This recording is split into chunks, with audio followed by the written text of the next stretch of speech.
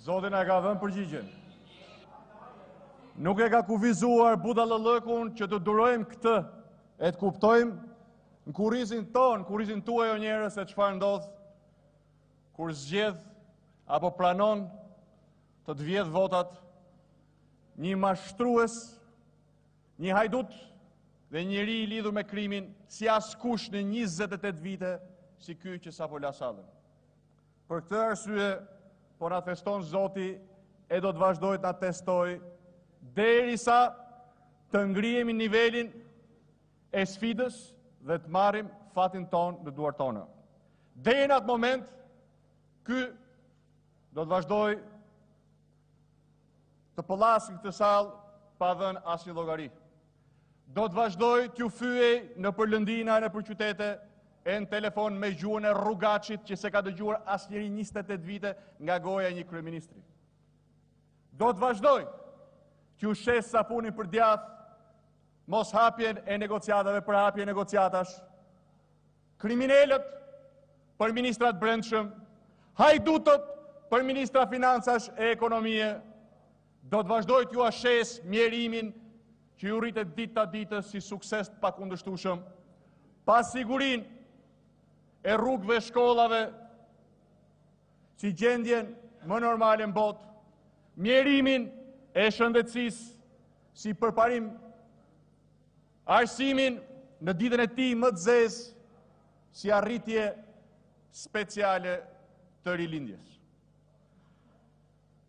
Vëllezër dhe motra, zonja dhe zotëri, sot dhe nesër është mbledhja e Këshillit Evropian. Askush përveç Këshillit Evropian nuk mund të hapë negociatat.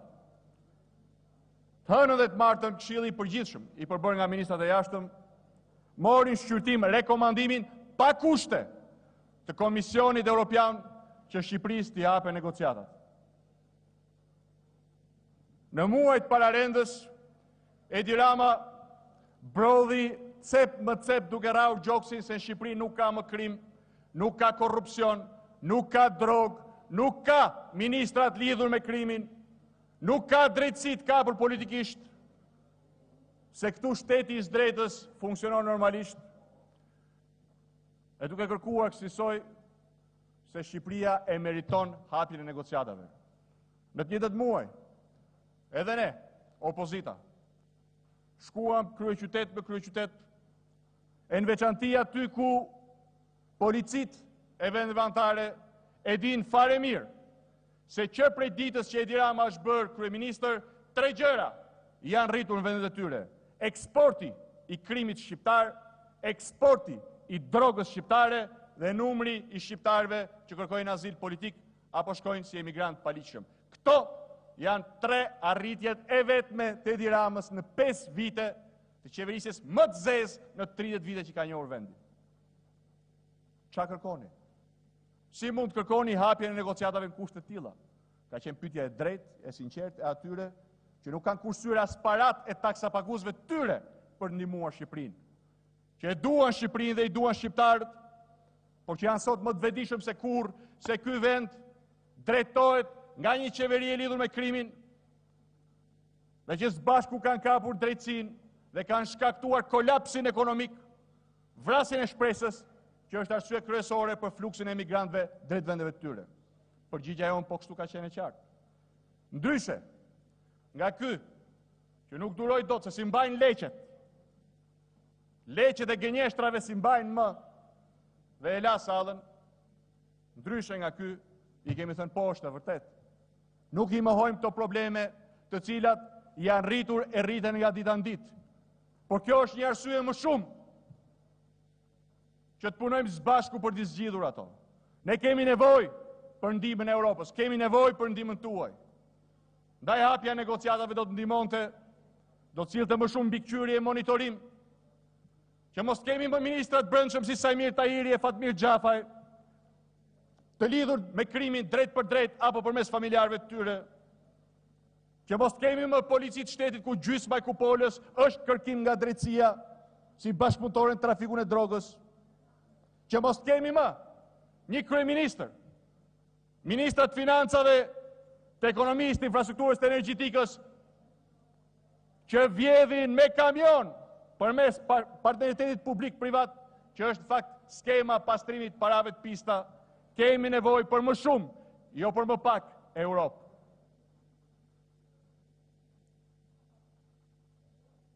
Pas kësaj përpjekje, erdhi samiti Sofjes.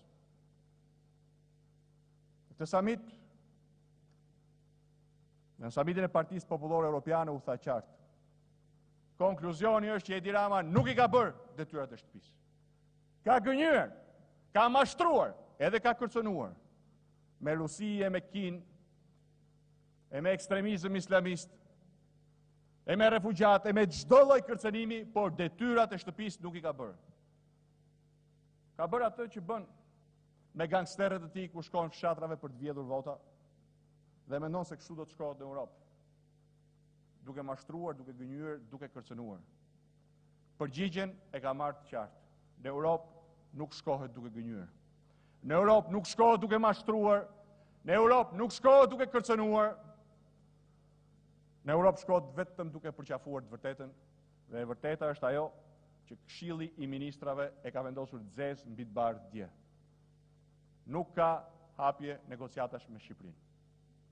Ka një shtyrje të vendimit me 1 vit. Dhe në qoftë se kushtet nuk plotësohen, prap nuk ka hapje negociatash.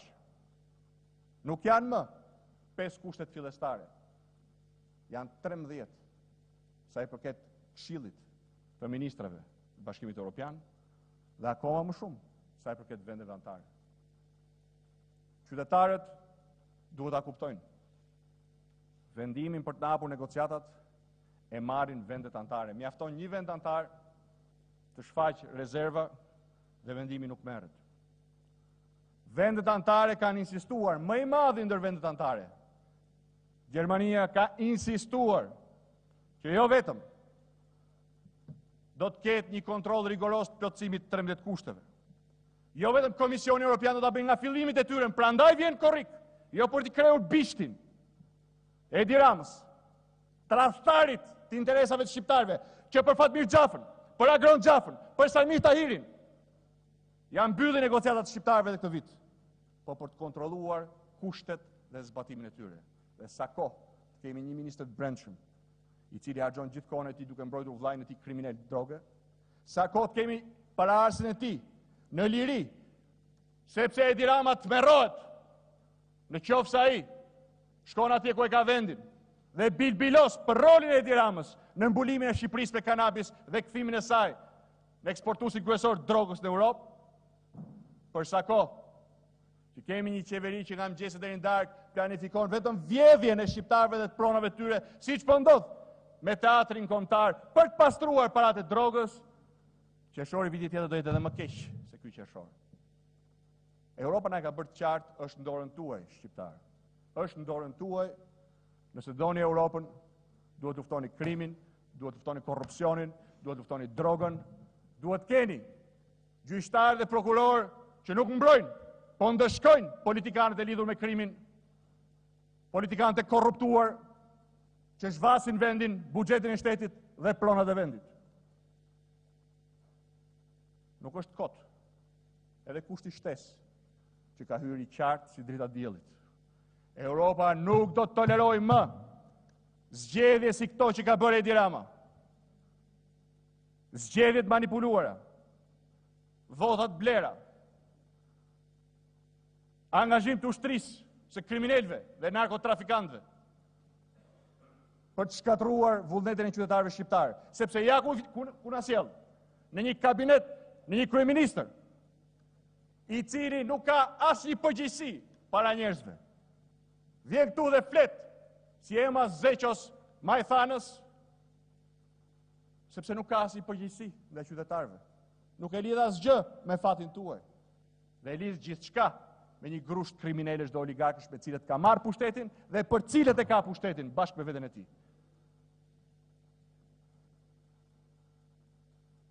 Krye mashtruesi, politikani më mashtrues 28 vite pluralizëm, vetëm e 9 maj 2018 tha tekstualisht: ne po punojmë që negociatat t'i hapim muajin qershor, por është shumë e rëndësishme që ky hap të ndodhë edhe në dhjetor, mjafton të jetë brenda vitit 2018.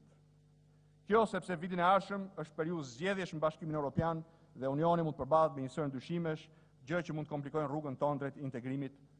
Mbyll citimin. Kjo është ajo që tha vetëm 1 muaj e gjysmë përpara. Dje, kur e pa që s'kishte asnjë shqiptar që t'ju besonte gënjeshtrën, mblodhi grupin parlamentar dhe ministrat që t'ju ashiste gënjeshtrën atyre, sepse me këta ka kollaj, këta tunin kokën çfarëdo që thotë ky. Edhe kur ju thot fluturon gomari, këta thon po fluturon gomari. Janë hapur negociatat, po janë hapur negociatat, urra. Me standardin e tyre mund të përfundojmë si Korea e Veriut kampionatin e kaluar kur shpalli që kishte fituar kampionatin botëror të futbollit. Qofse do t'i lëm, aty do të përfundojmë. E vërteta është fare ndryshe. Këshilli Evropian sot nuk do të vendosë për hapjen e negociatave me Shqipërinë. Këshilli Evropian do të respektojë konsensusin e vendeve anëtare, i cili është i qartë si drita e diellit. Vendimi për hapjen ose jo negociatave do të shqyrtohet edhe një herë në qershor të vitit 2019, një vit. Sepse Shqipëria nuk i ka plotësuar kushtet. Sepse Shqipërisë i janë shtuar kushtet. Sepse kemi një krye gënjeshtar si kryeministër, sepse kemi një njeri i cili në vend që të ndëshkonte e të largonte ministrat e lidhur me krimin dhe korrupsionin, i mbron dhe i promovon, sepse është vetë autori dhe bashkëpërfituesi i skemave të tyre. Kjo është arsyeja sepse Shqipërisë nuk i hapen negociatat. Ndaj, Esat, Haxhi Qamil dhe Hamza Kastriot kemi një dhe vetëm një njeri. Njeriun që zgjodhi të tradhtoj interesat e shqiptarve, të tradhtoj aspiratën tonë për të qenë pjesë e familjes madhe europiane, për hir të Abilajve, të Balilajve, të Gjafajve, për hir të Sajmir Tahirit, për hir të një grushti kriminelesh me të cilët e ka lidhur në mënyrë të pasgjithshme fatin e vet politik dhe personal. Ky është tradhtari dhe tradhtari vetëm këtë sallë. E ka bërë me vetdijet plot, është zgjedhja e tij. Është zgjedhja e tij, ka qenë zgjedhja e tij dhe tani nuk ndahet dot nga kjo zgjedhje që ka bërë. Është e kotë të presim që i njëjti njeri që i solli kriminalet këtu në këtë sallë dhe i bëri deputet, që i bëri kriminalet kryetar bashkisë, që u dha pushtet, që u vuri policin në dispozicion, që u vuri në dispozicion pasuritë e Shqipërisë për t'i tjetërsuar me PPP për të pastruar paratë e pistat krimit, që u vuri në dispozicion kupolën politike të PS-s, sa për të bërë drogë, aq për të pastruar para. Ato jarisit janë maja e icebergut. Prandaj e kemi euron sot në pikën rekord në raport me lekun. Sepse ditë për ditë, nga gjitha pikat kufitare, pushtetarët socialistë sjellin paratë e pistat drogës, dalin garant për paratë e pistat drogës që po shkatrojnë ekonominë shqiptare. Kjo po ndodh për një dhe vetëm një arsye. Sepse Edi Rama prej kohësh ka tradhtuar jo vetëm aspiratën tonë për të qenë si gjithë Europa, por dhe fatin dhe ekzistencën e vetë vendit. Është e kotë shpresojmë se kjo do të ndryshojë. Sa kohë që Edi Rama është kryeministër. Kjo nuk do të ndryshojë e nuk mund të ndryshojë. Nuk mundet, është e pamundur që Edi Rama të ndryshojë këtë ekuacion. E papritur të zgjedhë Europën, e të lëshoj Fatmirin, e Sajmirin, e kuponën e drogës. Është e pamundur që Edi Rama të kthej milionat e eurove që ka marrë rishfet për aferat korruptive me oligarkët, nga stadiumit e teatri, nga PPP të koncesionet. Është e pamundur të presim që e keqja që ka zënë rrënjë me projektin kriminal të rilindjes të ndalet. E vetmja mënyrë se si o keqe mbahet në këmbë është duke e thelluar të keqen. Ndaj sot, në vigjilje të këtij vendimi të hidhur, është më e qartë se kurrë se detyra jonë kryesore nuk është të korrigjojmë projektin kriminal të rilindjes, as të riedukojmë e reabilitojmë Fatmirin, Sajmirin, Agronin, Arbenin, Damjanin, apo vetë Kapobandën. Por është që së bashku me shqiptarët të formulojmë zgjidhjen politike e cila mund dhe do të zhbllokojë integrimin e bllokuar evropian.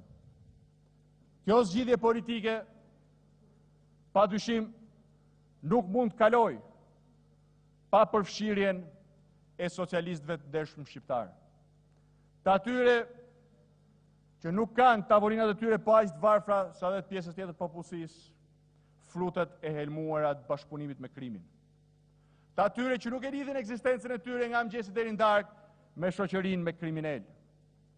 Të atyre që nuk ja pinë gjakun shqiptarëve të varfër me aferat korruptive dhe humbasin fundjavë për fundjavë qindra mijëra euro në kazinot e Maqedonisë dhe të Selanikut. Të atyre që nuk i kanë vënë kazmën aspiratave të shqiptarëve për shpirt kazmërin, makutërin e shpirtit tyre të shitur tek djalli. Do të jetë patjetër një bashkim kombëtar, por mund dhe do të nis vetëm atëherë kur e keqja që ka zënë rënjë në atë karrike dhe në gjithë Shqipërinë të jetë mundur e të jetë larguar. Që ta bëjmë këtë, duhet ta fillojmë me pranimin e të vërtetës. Bashkimi Evropian nuk do të jap negociatat sa kohë që krimi, korrupsioni dhe droga janë vetmet produkte të kësaj qeverie. Bashkimi Evropian nuk do t'i jap dritën jeshile të besimit një kryeministri që është faktuar si tutori dhe protektori i krimit dhe i drogës në këtë vend. Bashkimi Evropian nuk do t'i jap dritën jeshile një vendi që nuk garanton themelin e demokracisë, zgjedhjet e lira dhe të ndershme. Bashkimi Evropian nuk mundet t'i hap dyert një vendi, ekonomia e cilit ka rënë pre e peshkaqenëve të krimit dhe oligarkëve dhe ku nuk ka një investim të huaj serios në 5 vite qeverisje.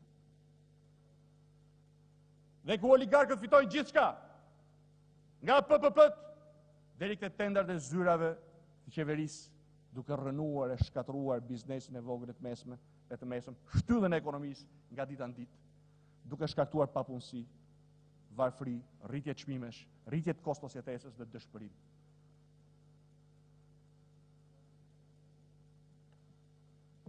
Tradhtari i Shqipërisë nuk është ai që denoncon krimin, drogën, korrupsionin. Tradhtari i Shqipërisë është ai që e solli drogën, krimin dhe korrupsionin. Është ai që zgjodhi dhe zgjedh aleancën me krimin, drogën dhe korrupsionin para hapjes negociatave dhe fatit të shqiptarëve. Ka një dallim shumë të madh midis Griseldës, historisë së gruas Elvis Roshit, që vuri një astik në bark, deklaroi pastaj se abortuan me forcë demokratët, në mënyrë që edi Rama dhe Velia të vraponin Brukselet gënjenin miqtë të Shqipërisë, dhe denoncimit të këqijave që ja kanë zënë fytin shqiptarëve dhe po i mbysin ditë për ditë në mjerim, në pamundësi, në padrejtësi. Ka një ndryshim shumë të madh në luftën për të nxjerrë imazhin e vendit, që mos bëheshim antar të NATO-s,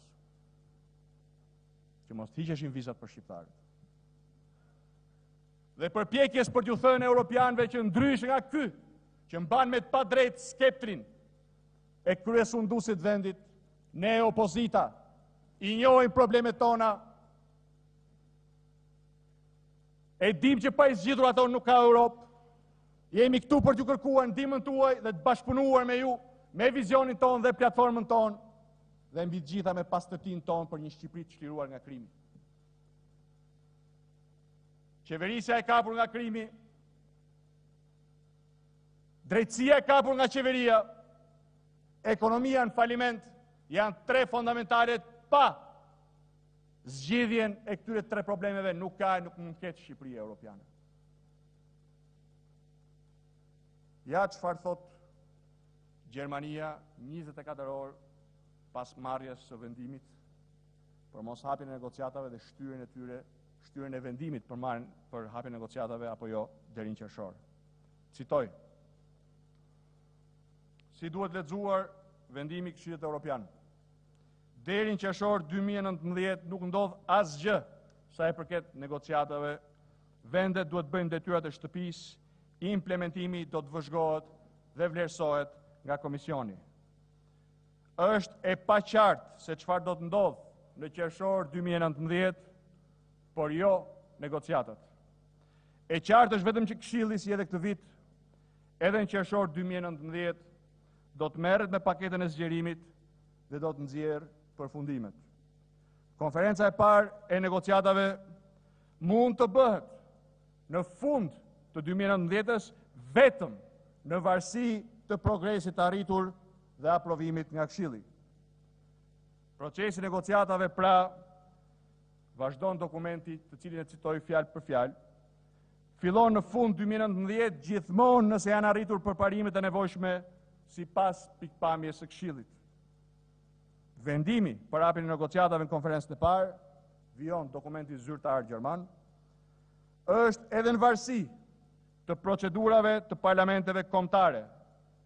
Citon, hapthonjza, mbyllthonjza, konkluzionet e Këshillit të Ministrave të Jashtëm. Këtu, vazhdon dokumenti gjerman, do të pyetet edhe Bundestagu përpara se Këshilli dalë me qëndrimin e tij në dhjetor 2019.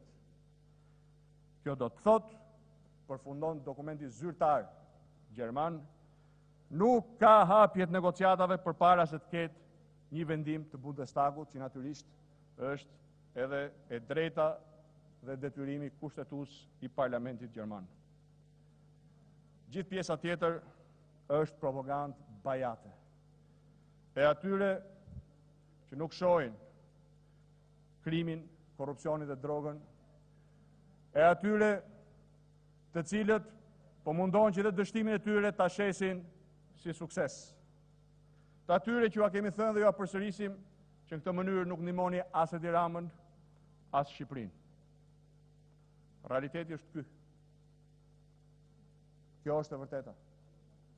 Këtë kemi paralajmëruar prej janarit.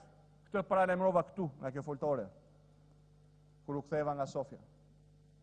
Këtë paralajmërova para një jave. Dhe ja ku është fakt i pakundërshtueshëm. Zonja dhe zotri, kushtet e Këshillit Evropian për hapjen e negociatave tregojnë qartë se përqasja e Edi Ramës natën krevat me krimin, drogën dhe korrupsionin dhe ditën duke u hequr si europian vetëm me retorik ka falimentuar. Se qeveria e tij ka dështuar, se përqasja e fasadave ka dështuar, se Europa i ka hedhur poshtë fasadat dhe ka vënë gishtin në plan. Shqipëria duhet zgjidh problemin e krimit. Shqipëria duhet zgjidh problemin e korrupsionit. Shqipëria duhet të zgjidh problemin e drogës para se të pretendojë t'i hapen negociatat.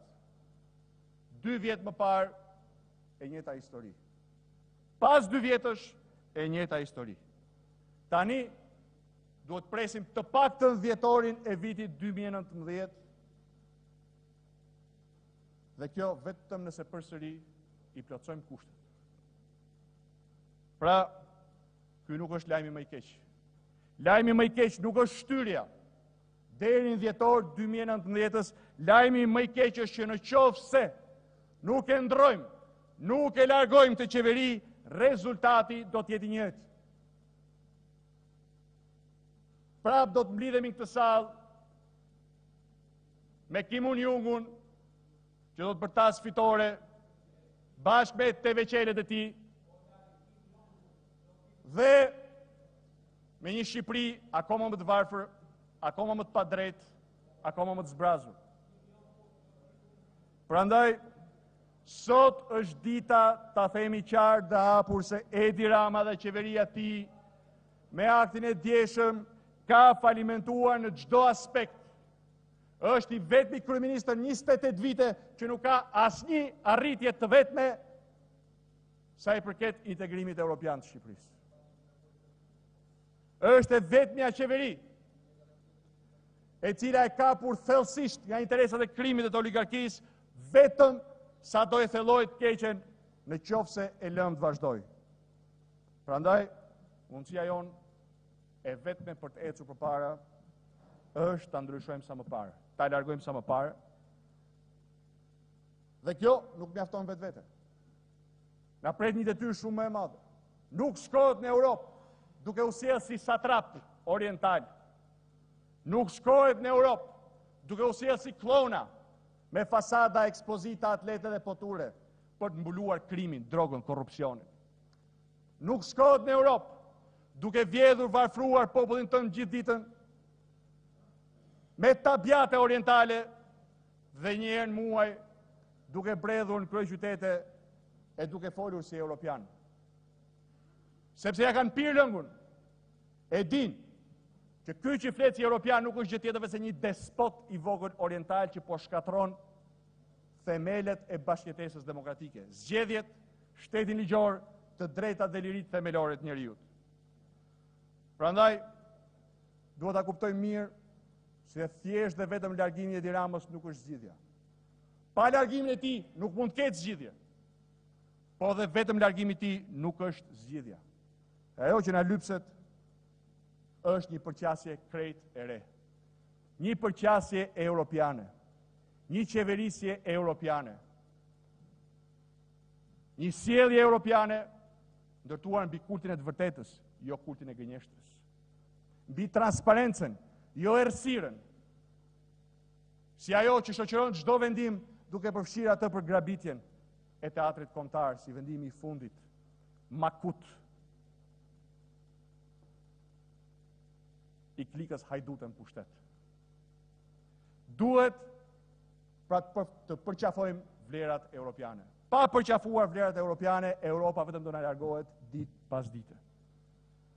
Ndaj, le të fillojmë ta kërkojmë Europën brenda vetes tonë. Si opozit, por kjo është një ftesë edhe për ato socialistë ndershëm që nuk kanë zhytur turinj, duart apo bryllat në çorbën e prishur të krimit të drogës, e natyrisht për gjithë shqiptarët. Fermer, bizneset vogla të mesme, të papunë, në veçanti për rinin. Për rinin, por dhe për kështu, për elitën e vendit, për intelektualët, për artistët. Le të fillojmë ta kërkojmë Europën brenda vetes tonë. Le të ndërtojmë së bashku një aleancë të madhe të vlerave europiane që janë në esencë vlerat shqiptare, të drejtësisë, të moralit shëndosh, të vërtetës, të respektit për njëri tjetrin, të respektit për ligjin, për kushtetutën, për liritë themelore, të një raporti të ri midis qeverisë dhe qytetarit, ku kjo e para nuk mund të jetë kurrë më pronar i fatit njerëzve, por shërbëtore e fatit tyre. Në një vendi ku shkelja kushtetutës dhe shkelja ligjit mos shoqërohet me gajasjen e kryeministrit dhe institucioneve të tjera të vendit, po të çojë drejt për drejt në pasoja ligjore dhe penale, si kundër në çdo vend tjetër normal europian apo që do të bëhet pjesë e Europës. Kjo është një sfidë e madhe për cilin ju siguroj që unë dhe Partia Demokratike jemi të vendosur ta marrim përsipër. Ndaj duhet të ftoj gjithë shqiptarët sot në këtë ditë të zezë për vendin. Në këtë ditë kur rreth e refuzimit kanë eklipsuar shpirtrat dhe mendjet tona, të kujtojmë se pas rreve ka gjithmonë një rrezë dielli, një rrezë shpresë. Ta kuptojnë se ky është momenti ku ëndra jonë europiane do të jetë më e fortë se kurrë për ta qarë, për ta davaritur rrehen e zezë të Edi Ramës dhe rilindjes tirë të bërnjish me krimin, për të patur besim se po të jemi të gjithë bashkë kundër të keqes, nuk ka asnjë mundësi dhe asnjë rrugë tjetër për të keqen, përposë të largohet e davaritet si këto re të zeza që sot i kanë zënë vendin, i ka zënë vendit frymën. Dua, nga thellësia e zemrës, t'i bëj një thirrje në veçanti brezit të ri, të rinjve dhe të rejave shqiptare, mos ulin kokën dhe të pranojnë fatin e zi që ju ka rezervuar këto 5 vite rilindja në auditorët e universiteteve, në papunësinë që i pret pas universiteteve, apo në pasigurin mes gjimnazit dhe universiteteve, por të ngrihen në këmbë dhe të bëjnë atë që ka bërë rinia e çdo vendi kur qeverit e tyre i kanë bllokuar rrugën europiane, të protestojnë për drejtat e tyre, të protestojnë për drejtën e tyre patjetërsueshme për ndërtuar jetën e tyre në vendin e tyre. Alternativa nuk është largimi. Nuk mund të jetë kurrë largimi i rinisë. Alternativa është largimi atyre që Shqipërinë po e trajtojnë si çiflikun e tyre personal dhe që ja kanë vënë dispozicion krimit dhe kriminalëve. Alternativa nuk mund të jetë kurrë gënjeshtra. Nuk mund të jetë kurrë mashtrimi. Alternativa është e do të jetë e vërteta. Le ta nisim betejën për të vërtetën sot e le të mos e ndalim derisa ta çlirojmë vendin nga kjo e keqe. Derisa ta largojmë Edi Ramën dhe klikën e tij të korruptuar e t'i japim vendit qeverinë që do të bëjë të mundur plotësimin e aspiratës tonë për Shqipërinë si gjithë Europa. Faleminderit.